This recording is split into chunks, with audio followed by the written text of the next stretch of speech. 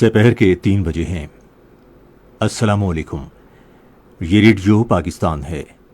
رضوان ہاشمی سے خبریں سنیے۔ اہم خبروں کا خلاصہ۔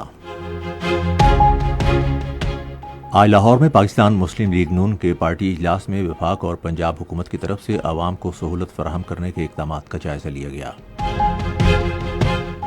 چین کے ایک بڑے کاروباری گروپ ہیکسنگ الیکٹریکل نے پاکستان کے قابل تجدید توانائی کے شعبے میں سرمایہ کاری میں گہری دلچسپی ظاہر کی ہے۔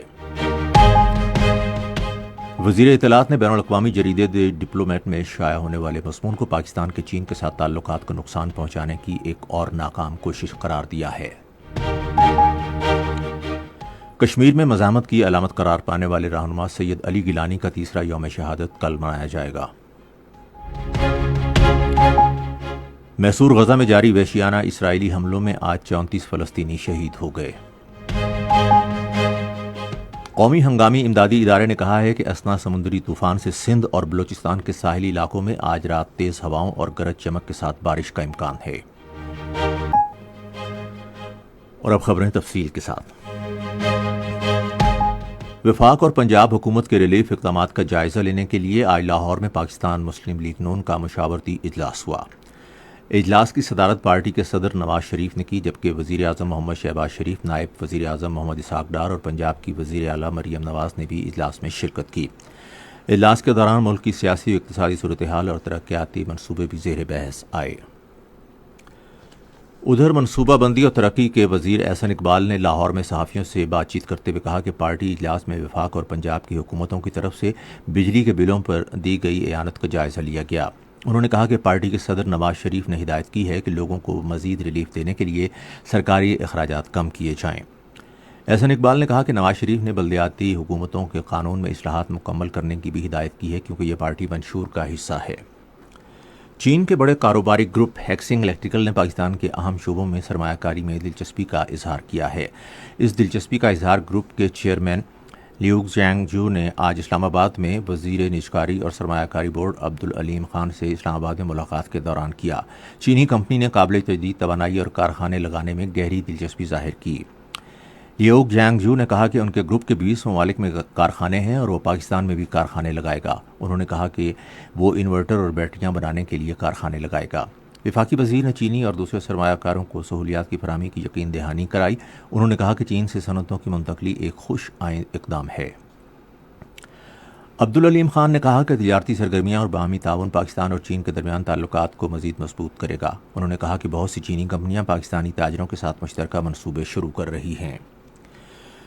وزارت اطلاعات کے فیکٹ چیک نے بین الاقوامی خبروں کے میگزین دی ڈپلومیٹ میں چین کے اعلیٰ سطح کے وفد کی طرف سے پاکستان کے دورے کے بارے میں شائع ہونے والے مضمون کو بے بنیاد اور گمراہ کن قرار دیا ہے۔ وزارت اطلاعات نے کہا ہے کہ مضمون جھوٹ اور مفروضے پر مبنی ہے اور غیر ملکی شخصیات کے دورے سال بھر جاری رہتے ہیں۔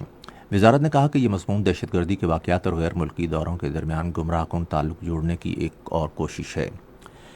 ادھر وزیر اطلاعات و نشریات عطاء اللہ تارڑ نے سوشل میڈیا کے ایکس ہینڈل پر ایک پوسٹ میں کہا کہ یہ پاکستان اور چین کے تعلقات خراب کرنے کی ایک اور ناکام کوشش ہے۔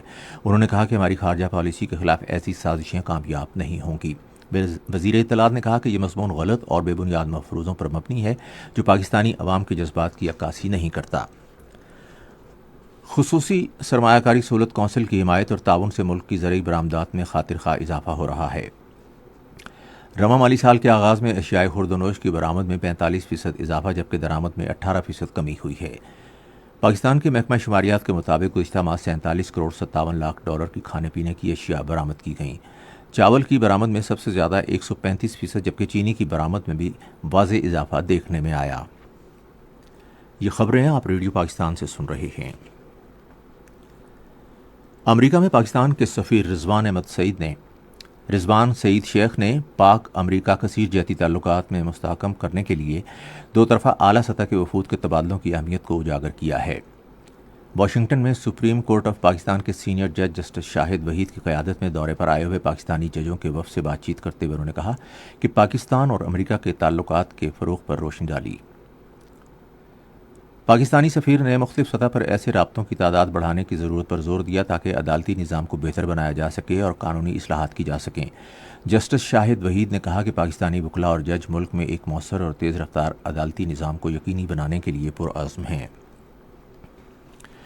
محصور غزہ میں آج اسرائیل کے جاری حملوں میں 34 فلسطینی شہید ہو گئے۔ غزہ میں محکمہ شہری دفاع نے کہا ہے کہ اس کے عملے نے 6 فلسطینیوں کی لاشیں برآمد کی ہیں جو وسطی غزہ کے نصیرات کیمپ میں آج صبح ہونے والے حملے میں شہید ہو گئے تھے۔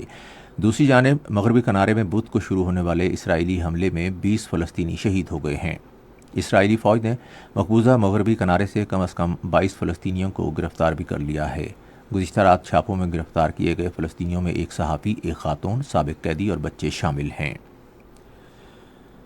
ممتاز کشمیری رہنما سید علی گیلانی کا کل تیسرا یوم شہادت منایا جائے گا۔ سید علی گیلانی نے 1 ستمبر 2021 کو سری نگر میں طویل نظر بندی کے دوران جام شہادت نوش کیا۔ کل جماعتی حریت کانفرنس نے بھارت کے غیر قانونی زیر قبضہ جموں و کشمیر کے عوام سے اپیل کی ہے کہ وہ کل سری نگر کے علاقے حیدرپورہ میں سید علی گیلانی کی قبر پر حاضری دیں۔ حریت کانفرنس کے رہنماؤں نے تہاڑ جیل اور دوسری جیلوں سے اپنے پیغامات میں کہا ہے کہ کشمیر کے نصب العین کے لیے سید علی گیلانی کی انتھک جدوجہد تاریخ میں سنہری حروف سے لکھی جائے گی۔ ادھر کل جماعتی حریت کانفرنس کی آزاد جموں و کشمیر شاخ کے رہنماؤں نے بین الاقوامی برادری پر زور دیا ہے کہ وہ مقبوضہ جموں و کشمیر میں ریاستی دہشت گردی کے خاتمے کے لیے بھارت پر دباؤ ڈالے اور کشمیریوں کو ان کا جائز اور منصفانہ حق خود ارادیت دلانے میں مدد فراہم کرے۔ آج برطانوی شہزادی ڈیانا کی 27ویں برسی منائی جا رہی ہے۔ وہ 36 برس کی عمر میں پیرس میں گاڑی کے ایک حادثے میں ہلاک ہو گئی تھیں۔ ان کی اچانک موت سے دنیا بھر میں ان کے لاکھوں مداحوں کو شدید صدمہ پہنچا تھا۔ راولپنڈی میں دوسرے کرکٹ ٹیسٹ کے دوسرے دن پاکستان نے بنگلہ دیش کے خلاف اپنی پہلی اننگز میں چائے کے وقفے تک 183 رنز بنائے تھے اور اس کے 5 کھلاڑی آؤٹ ہوئے تھے۔ اس سے قبل بنگلہ دیش نے ٹاس جیت کر پاکستان کو پہلے بیٹنگ کی دعوت دی۔ پہلے دن کا کھیل بارش کے باعث ختم کر دیا گیا تھا۔ قومی ہنگامی امدادی ادارے نے سمندری طوفان اسنا کے بارے میں ایک انتباہ جاری کیا ہے جو بحیرہ عرب میں کراچی سے تقریباً 185 کلومیٹر جنوب مغرب میں اور گوادر سے 370 کلومیٹر جنوب مشرق میں موجود ہے۔ توقع ہے کہ یہ سمندری طوفان مغرب اور جنوب مغرب کی طرف بڑھے گا۔ اس طوفان کے نتیجے میں پاکستان کے ساحلی علاقوں حیدرآباد، جامشورو، دادو کے اضلاع میں 60 سے 80 کلومیٹر فی گھنٹہ کی رفتار سے ہوائیں چلیں گی۔ اس طوفان کے زیر اثر کراچی ڈویژن، بدین، ٹھٹھہ، سجاول، حیدرآباد، ٹنڈو، محمد خان، ٹنڈو الایار، مٹیاری، جامشورو اور دادو میں آج رات تک ہلکی سے تیز بارش ہو سکتی ہے۔ بلوچستان کے اضلاع حب، لسپیلا، آواران کیچ اور گوادر میں آج رات تک تیز ہواؤں کے ساتھ شدید بارش کا امکان ہے۔ سندھ اور بلوچستان کے ماہی گیروں کو ہدایت کی گئی ہے کہ وہ کل تک سمندر میں نہ جائیں۔ بلوچستان میں سیلاب سے متاثرہ علاقوں میں امدادی کارروائیاں جاری ہیں۔ صوبائی ہنگامی امدادی ادارے کے مطابق لورالائی میں پانی میں پھنسے ہوئے 7 افراد کو بحفاظت نکال لیا گیا اور گزشتہ 24 گھنٹے میں کسی ہلاکت کی اطلاع نہیں ملی۔ شاہراہوں کے قومی ادارے نے بولان میں N65 شاہراہ ٹریفک کے لیے بحال کر دی ہے جسے سیلاب سے نقصان پہنچا تھا۔ موسم محکمہ موسمیات کی پیشگوئی کے مطابق آئندہ 12 گھنٹے کے دوران ملک کے بیشتر حصوں میں موسم خشک اور گرم رہنے کا امکان ہے۔ جنوبی بلوچستان اور جنوبی سندھ میں کہیں کہیں جبکہ جنوبی پنجاب، شمالی بلوچستان اور گلگت بلتستان میں بعض مقامات پر تیز ہوائیں چلنے اور گرج چمک کے ساتھ بارش کا امکان ہے۔ اس دوران جنوبی سندھ اور مکران میں کہیں کہیں تیز ہوائیں چلنے اور موسلا دھار بارش متوقع ہے۔ آج ریکارڈ کیا گیا بعض شہروں کا درجہ حرارت: Islamabad 32 degree centigrade, Lahore 34، Karachi 30، Peshawar 36، Quetta 26، Gilgit اور مری 25، مظفر آباد 31، سری نگر 26، جموں 33 اور لیہ 20 ڈگری سینٹی گریڈ۔ خاص خبروں کا خلاصہ ایک بار پھر۔ آج لاہور میں پاکستان مسلم لیگ نون کے پارٹی اجلاس میں وفاق اور پنجاب حکومت کی طرف سے عوام کو سہولت فراہم کرنے کے اقدامات کا جائزہ لیا گیا۔ چین کے ایک بڑے کاروباری گروپ ہیکسنگ الیکٹریکل نے پاکستان کے قابل تجدید توانائی کے شعبے میں سرمایہ کاری میں گہری دلچسپی ظاہر کی ہے۔ وزیر اطلاعات نے بین الاقوامی جریدے دی ڈپلومیٹ میں شائع ہونے والے مضمون کو پاکستان کے چین کے ساتھ تعلقات کو نقصان پہنچانے کی ایک اور ناکام کوشش قرار دیا ہے۔ اس کے ساتھ ہی خبریں ختم ہوئیں۔ مزید خبروں اور تجزیوں کے لیے آئیے ہماری ویب سائٹ پر radio.gov.pk اور فیس بک کے link radio Pakistan news official پر براہ راست ویڈیو سٹریمنگ بھی ملاحظہ کیجیے۔